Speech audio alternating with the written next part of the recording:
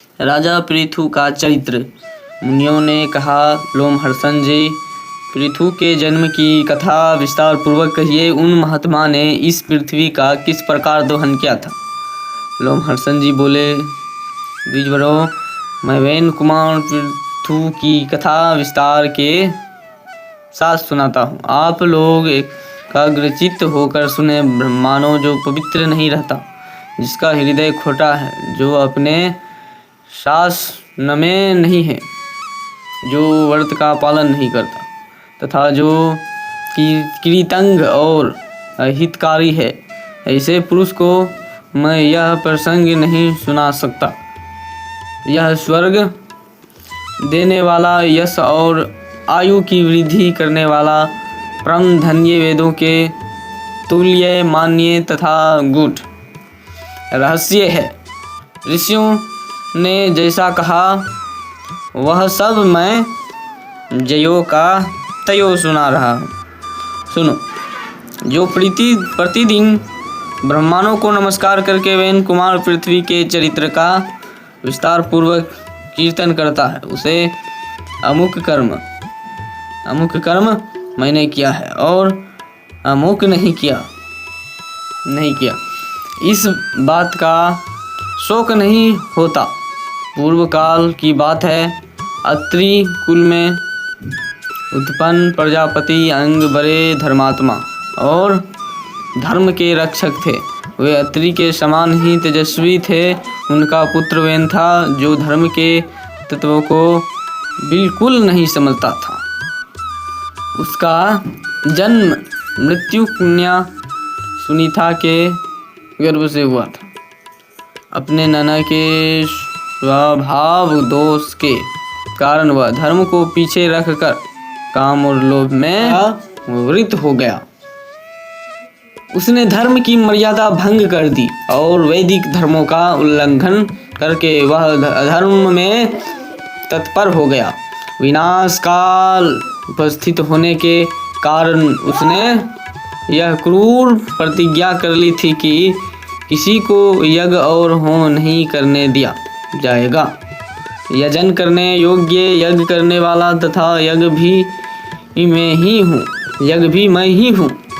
मेरे ही लिए यज्ञ करना चाहिए, मेरे ही उद्देश्य से हवन होना चाहिए। इस प्रकार मर्यादा का उल्लंघन करके सब कुछ ग्रहण करने वाले अयोग्य वेन से मरीचि आदि सब महर्षियों ने कहा, वेन, हम अनेक वर्षों के लिए यज्ञ की दीक्षा ग्रहण करने वाले हैं। तुम अधर्म ना करो। यह यज्ञ आदि कार्य सनातन धर्म है। महर्षियों को यो कहते देख खोटी बुद्धि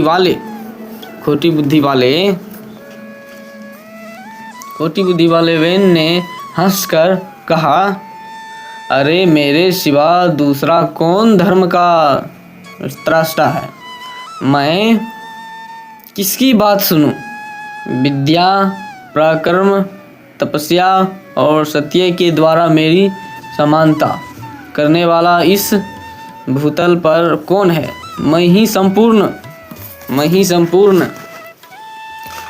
संपूर्ण प्राणियों की और विशेषता सब धर्मों की उत्पत्ति का कारण हूँ। तुम सब लोग मूर्ख और अचेत हो, इसलिए मुझे नहीं जानते। यदि मैं चाहूँ तो इस पृथ्वी को भस्म कर दूँ, जल में बहा दूँ या भूलोक तथा धुलोक को भी रूंध डालूँ। इसमें तनिक भी अन्यथा विचार करने की आवश्यकता नहीं है। जब महर्षिगण वेन को मोह और अहंकार से किसी तरह हटा ना सके, तब उन्हें बड़ा क्रोध हुआ। उन महात्माओं ने महाबली वेन को पकड़कर बांध लिया। उस समय वह बहुत उछल कूद मचा रहा था। महर्षि कुपित तो थे ही। वेन की बाई जंगा का मंथन करने लगे। इससे एक काले रंग का पुरुष उत्पन्न हुआ, जो बहुत ही नाटा था।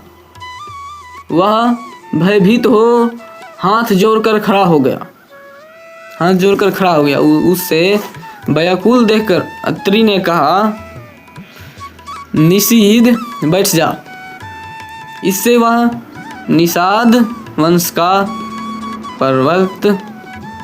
प्रवर्तक हुआ और वेन के पाप से उत्पन्न हुए धीवरों की सृष्टि करने लगा। तत्पश्चात महात्माओं पुनः अग्नि की भांति वेन की दाहिनी भुजा का मंथन किया। उससे अग्नि के तेजस्वी पृथु का प्रादुर्भाव हुआ। वे भयानक टंकार करने वाले आज गव नामक धनुष, दिव्य बाण तथा रक्षार्थ कवच धारण किए प्रकट हुए थे। उनके उत्पन्न होने पर समस्त प्राणी बड़े प्रसन्न हुए और सब ओर से वहां एकत्रित होने लगे। वेन स्वर्गगामी हुआ। महात्मा पृथु जैसे सतपुत्र ने उत्पन्न होकर वेन को पुम नामक नरक से छुड़ा दिया। उनका अभिषेक करने के लिए समुद्र और सभी नदियों रत्न एवं जल लेकर स्वयं ही उपस्थित हुई। अंगिरस देवताओं के साथ भगवान ब्रह्मा जी तथा समस्त चराचर भूतों ने वहां आकर राजा पृथु का राज्याभिषेक किया।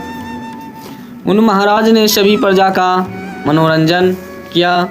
उनके पिता ने प्रजा को बहुत दुखी किया था, किंतु पृथु ने उन सबको प्रसन्न कर दिया। प्रजा का मनोरंजन करने के कारण ही उनका नाम राजा हुआ। वे सब समुद्र की यात्रा करते तब उसका जल स्थिर हो जाता।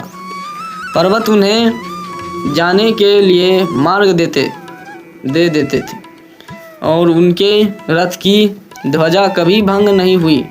उनके राज्य में पृथ्वी बिना जोते बोए ही अन्न पैदा करती थी। राजा का चिंतन करने मात्र से अन्न सिद्ध हो जाता था। सभी गो कामधेनु बन गई थी और पत्तों के दोने में मधु भरा रहता था। उसी समय पृथु ने पितामह ब्रह्मा जी से संबंध रखने वाला यज्ञ किया। उसमें सोमाभिषेक दिन सुती सोमरस निकालने की भूमि से परम बुद्धिमान सूत की उत्पत्ति हुई।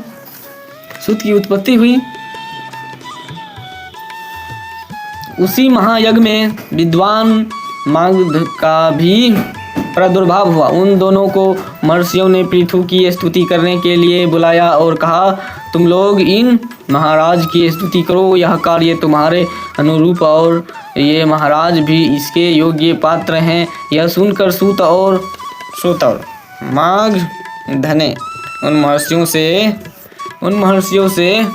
कहा, हम अपने कर्मों से देवताओं तथा ऋषियों को प्रसन्न करते हैं। इन महाराज का नाम, कर्म, लक्षण और यश कुछ भी हमें ज्ञात नहीं है जिससे इन तेजस्वी नरेश की हम स्तुति कर सके। तब ऋषियों ने कहा, भविष्य में होने वाले गुणों का उल्लेख करते हुए स्तुति करो। उन्हें वैसा ही किया।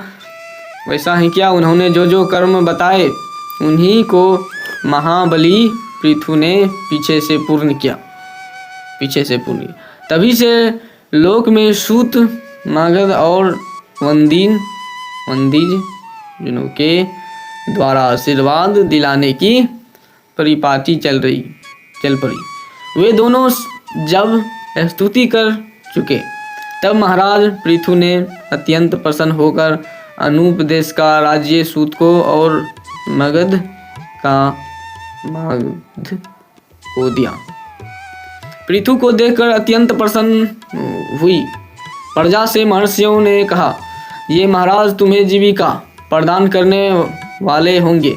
यह सुनकर सारी प्रजा महात्मा राजा पृथु की और दौड़ी और बोली, आप हमारे लिए जीविका का प्रबंध कर दें। जब प्रजाओं ने उन्हें इस प्रकार घेरा, तब वे उनका हित करने की इच्छा से धनुष बाण हाथ में ले पृथ्वी की ओर दौड़े। पृथ्वी उनसे भय से थरा उठी और गौ का रूप धारण करके भागी। तब पृथु ने धनुष लेकर भागती हुई पृथ्वी का पीछा किया। पृथ्वी उनके भय से ब्रह्मालोक आदि अनेक लोकों में गई, किंतु सब जगह उनसे धनुष लिए हुए पृथु को अपने आगे ही देखा। अग्नि के समान प्रज्वलित तीखे बाणों के कारण उनका तेज और भी उद्दीप्त दिखाई देता था। वे महान योगी महात्मा देवताओं के लिए भी दुर्धर्ष प्रतीत होते थे। जब और कहीं रक्षा ना हो सकी, तब दोनों लोकों की पूजनीय पृथ्वी हाथ जोड़कर फिर महाराज पृथु की शरण में आई और इस प्रकार बोली, राजन, सब लोक मेरे ही ऊपर स्थित है। मैं ही इस जगत को धारण करती हूँ। यदि मेरा नाश हो जाए तो समस्त प्रजा नष्ट हो जाएगी। यदि तुम प्रजा का कल्याण चाहते हो तो मेरा वध ना करो। मैं जो बात कहती हूँ उसे सुनो। ठीक है, उपाय से आरंभ किए हुए सब कार्य सिद्ध होते हैं। तुम उस उपाय पर ही दृष्टिपात करो जिससे हम प्रजा को जीवित रख सकोगे। मेरी हत्या करके भी तुम प्रजा के पालन पोषण में समर्थन ना होगे। महामते, तुम क्रोध त्याग दो, मैं तुम्हारे अनुकूल हो जाऊंगी। तिर्य योनि में भी स्त्री को अवध्य बताया गया है। यदि यह बात सत्य है तो तुम्हें धर्म का त्याग नहीं करना चाहिए। पृथु ने कहा, भद्रे, जो अपने या पराये किसी एक के लिए बहुत से प्राणियों का वध करता है उसे अत्यंत पातक लगता है, परंतु जिस अशुभ व्यक्ति का वध करने पर बहुत से लोग सुखी हो, उसको मारने से पातक या उपातक कुछ नहीं लगता। अतः वसुंधरे, मैं प्रजा का कल्याण करने के लिए तुम्हारा वध करूंगा। यदि मेरे कहने से आज संसार का कल्याण नहीं करोगी तो मैं अपने वाण से तुम्हारा नाश कर दूंगा और अपने को ही पृथ्वी रूप में प्रकट करके स्वयं ही प्रजा को धारण करूंगा। इसलिए तुम मेरी आज्ञा मानकर समस्त प्रजा की जीवन रक्षा करो, क्योंकि तुम सबके धारण में समर्थ हो। इस समय मेरी पुत्री बन जाओ, तभी मैं इस भयंकर बाण को जो तुम्हारे वध के लिए उठत है रोकूंगा। पृथ्वी बोली, वीर, निसंदेह मैं यह सब कुछ करूंगी। मेरे लिए कोई बछड़ा देखो जिसके प्रति स्नेह युक्त होकर मैं दूध दे सकूं। धर्मात्माओं श्रेष्ठ भोपाल में मुझे सब और बराबर कर दो, जिससे मेरा दूध सब और बह सके। तब राजा पृथु ने अपने धनुष की नोक से लाखों पर्वतों को उखाड़ा और उन्हें एक स्थान पर एकत्रित किया। इससे पर्वत बढ़ गए। इससे पहले कि सृष्टि में भूमि समतल न होने के कारण पूर्वों अथवा ग्रामों का कोई सीमाबद्ध विभाग नहीं हो सका था। उस समय अन्न, गोरक्षा, खेती और व्यापार भी नहीं होते थे। यह सब तो वैन कुमार पृथु के समय से ही आरंभ हुआ है। भूमि का जो भाग समतल था वहीं पर समस्त प्रजा ने निवास करना पसंद किया। उस समय तक प्रजा का आहार केवल फल मूल ही था और वह भी खरी कठिनाई से मिलता था। राजा पृथु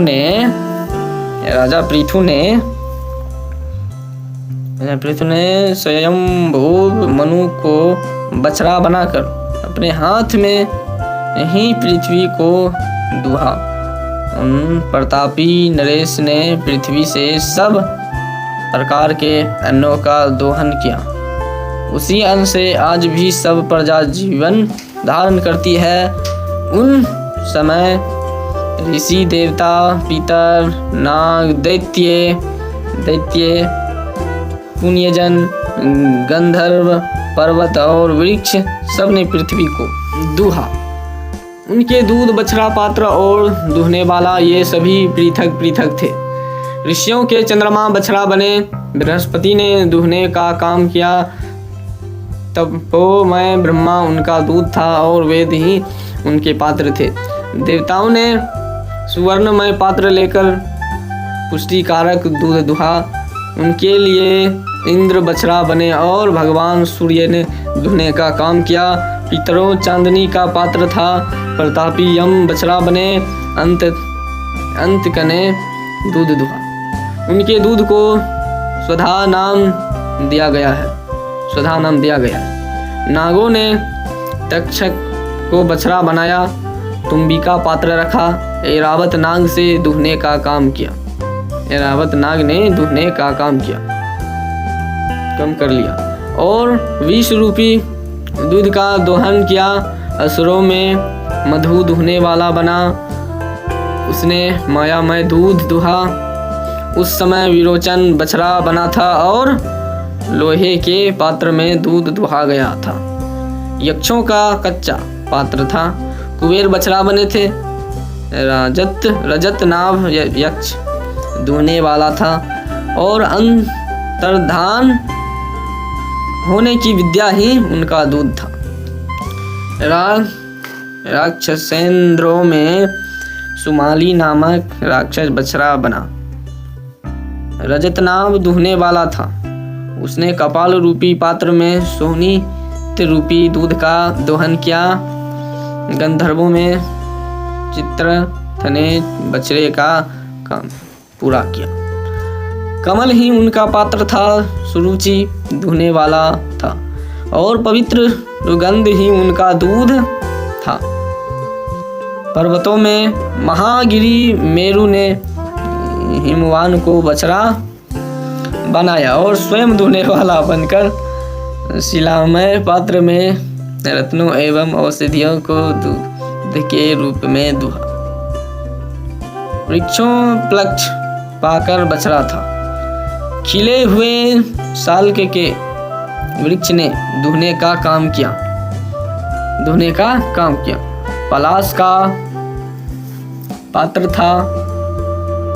था और जलने तथा कटने पर पुनः अंगरित हो जाना ही उनका दूध था। इस प्रकार सबका धारण पोषण करने वाली यह पावन वसुंधरा समस्त चराचर जगत की आधारभूता तथा उपस्थित स्थान है।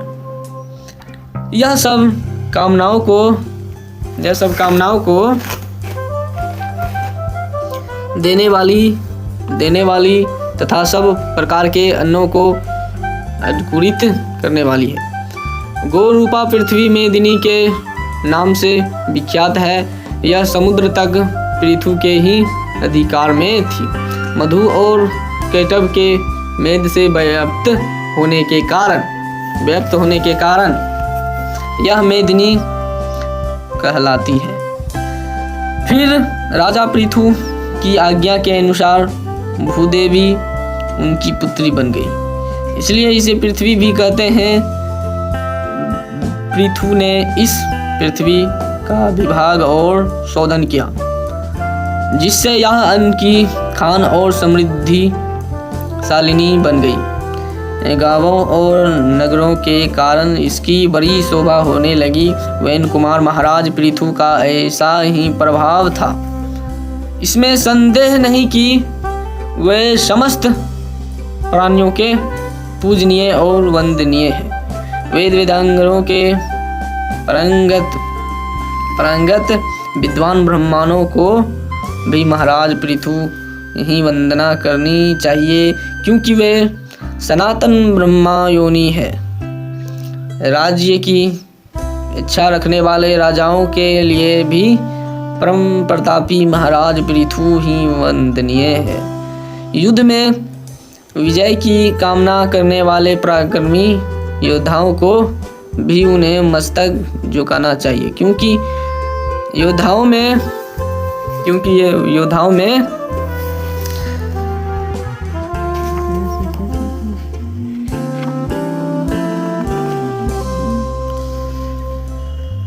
यह राजा इंद्रधुम्न को स्वप्न में भगवान दर्शन दिए हैं।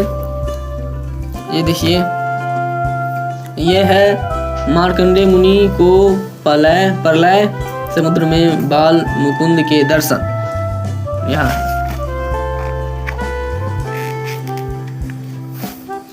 ये है देवताओं का भगवान विष्णु की शरण में जाना। भगवान विष्णु, अब यहाँ है थोड़ा, वे अग्रगण्य थे जो शौनक राजा पृथु का नाम लेकर संग्राम में जाता है। वह भयंकर संग्राम में भी सकुशल लौटता है और यशस्वी होता है। वैश्यवृत्ति करने वाले धनी वैश्यों को भी चाहिए कि वे महाराज पृथु को नमस्कार करें, क्योंकि राजा पृथु सबके वृत्ति दाता और परम यशस्वी थे। इस संसार में परम कल्याण की इच्छा रखने वाले तथा तीनों वर्णों की सेवा में लगे रहने वाले पवित्र शूद्रों के लिए भी राजा पृथु ही वंदनीय है। इस शूद्रों के लिए भी राजा पृथु ही वंदनीय है। इस प्रकार जहाँ पृथ्वी को धोने के लिए जो विशेष बछड़े धोने वाले दूध तथा पात्र कल्पित किए गए थे, उन सब का मैंने वर्णन किया। तो आप लोग चैनल पर नए हैं तो चैनल से ज़रूर जुड़ जाइएगा, और अगले कथा में आप सबको ये सुनाएंगे तो आप हमसे जुड़े रहें। वीडियो पसंद आया है तो लाइक और सब्सक्राइब, वीडियो को शेयर जरूर कीजिएगा। आपसे निवेदन करता हूँ कि अच्छा ही लगा होगा। हर हर महादेव। मिलते हैं अगले पार्ट में।